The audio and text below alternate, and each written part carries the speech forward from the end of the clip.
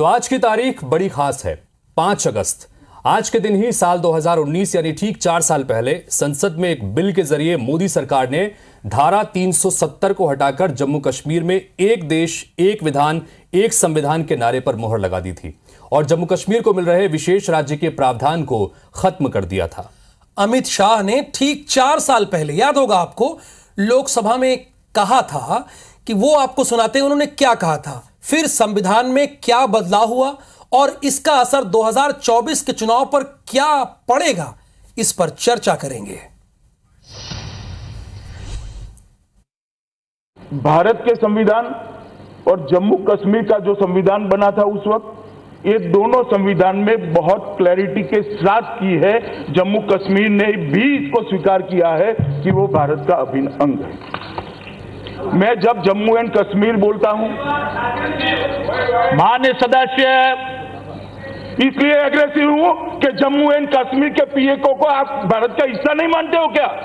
Aggressive ना हो, जान दे देंगे इसके लिए। क्या बात कर रहे हो आप? एग्रेसिव होने की क्या बात कर रहे हो? जान दे देंगे इसके लिए। तो गृह मंत्री ने बहुत एग्रेसिव अंदाज में संसद के भीतर अपनी ये बात रखी थी और इसकी चर्चा बहुत लंबे समय तक होती रही। दरअसल संविधान की धारा 370 के तहत जम्मू कश्मीर को विशेष राज्य का दर्जा मिलता था। इसके अलावा जम्मू कश्मीर को अलग संविधान, अलग ध्वज रखने की स्वतंत्रता भी मिलती थी। आर्टिकल 370 के रहते जम्मू कश्मीर रक्षा, वित्त और संचार के अलावा भारतीय संसद से पारित कोई भी कानून मानने के लिए बाध्य नहीं था।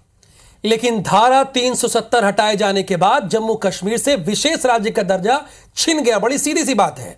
धारा 370 खत्म होते ही जम्मू कश्मीर से दोहरी नागरिकता का प्रावधान भी समाप्त हो गया और भारत के अन्य राज्यों के तहत अब भारत का हर कानून वहां भी मान्य होगा।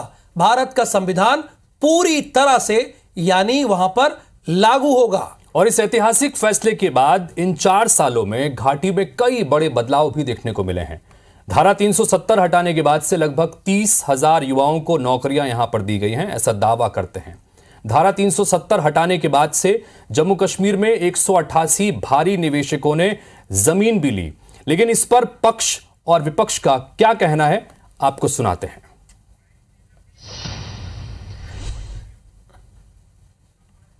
स्वयं भी जैसे आकलन किया है वो समय समय पर करते रहे हैं। पहली बात तो ये कि ये एक जैसे मैंने उस दिन 5 अगस्त को जिस दिन ये पेश हुआ था बिल राज्यसभा में, मैंने ये कहा था कि मिस कैरेज ऑफ हिस्ट्री, एक बहुत बड़ी कुताही रह गई थी संविधान की और जिसका प्रायश्चित करने का सौभाग्य इस सरकार को पैदा मिला। 251 टेररिस्ट इंसिडेंट्स हुए जम्मू कश्मीर में जनवरी 2021 से मई 30, 2023 इस साल में। माने 15 खाली जम्मू के 3 जिले में हुए और 236 वैली में हुए। कितने हमारे सिपाही मारे जा रहे हैं। 370 हटाने का आप जश्न मना रहे हैं, मगर बताइए ये जो आज की रिपोर्ट है एक नेशनल न्यूज़पेपर में, वो झूठ है क्या? अच्छा, एक यथार्थ तो यह भी है कि चुनाव के लिहाज से अगर देखें तो आम चुनाव पर इस फैसले का असर पड़ना एकदम तय है। तो जम्मू कश्मीर परिसीमन आयोग की रिपोर्ट में जम्मू की 6 सीटें बढ़ा दी गई हैं और कश्मीर में 1 विधानसभा की सीट बढ़ाई गई है। यानी अब जम्मू कश्मीर में कुल 90 विधानसभा सीट हो जाएंगी, जबकि 5 लोकसभा सीटों का पुनर्निर्माण किया गया है। बात करें विधानसभा की तो कश्मीर से विस्थापितों के लिए कम से कम 2 सीटों का प्रावधान किया गया है। राम मंदिर के साथ साथ जिन मुद्दों को बीजेपी साल 2024 में उठाएगी उनमें से एक जम्मू कश्मीर से धारा 370 का उन्मूलन भी है। इस बात को आप नोट कर लीजिए। जम्मू के मैदानी इलाकों में बीजेपी हमेशा आगे रहती है, जबकि पीडीपी और नेशनल कॉन्फ्रेंस का दबदबा घाटी में रहा है। जिस तरह से 6 सीट जम्मू में यानी मैदानी इलाके में बढ़ी है और घाटी में केवल 1 सीट बढ़ी है, इससे भी बीजेपी को लाभ मिल सकता है। तो जाहिर तौर पर यह एक बड़ा फैसला ठीक आज से 4 साल पहले लिया गया था। कांग्रेस भारतीय जनता पार्टी के मैनिफेस्टो में भी लंबे समय से ये बात थी और उसका क्या असर होगा ये आने वाला वक्त बताएगा। और जाहिर सी बात है कि जब चुनाव में 2024 में बीजेपी उतरेगी तो धारा 370 के मुद्दे को भी लेकर जनता के बीच में जाएगी। और अब इसी बीच आज का जो हमारा सवाल है वो सवाल भी इसी विषय से जुड़ा हुआ है। हमारा सवाल है, क्या धारा 370 और कश्मीर का मुद्दा साल 2024 के लोकसभा चुनाव में बीजेपी को फायदा पहुंचाएगा, जिसका हम जिक्र कर रहे थे। ऑप्शन आपके सामने है, ए हां, बी ना। हमारे तमाम सोशल मीडिया प्लेटफॉर्म्स पर ये इस वक्त पोल आपके लिए चालू है। इस पोल पर आप जाएं, अपनी राय इसमें रखें।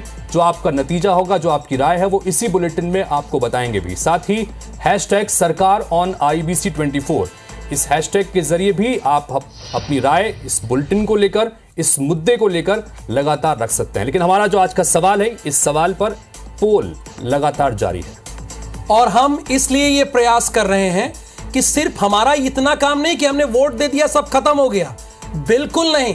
सरकार बनाने में आपकी भागीदारी होनी चाहिए। इसलिए जो हमने प्रश्न पूछा उसका उत्तर दीजिए।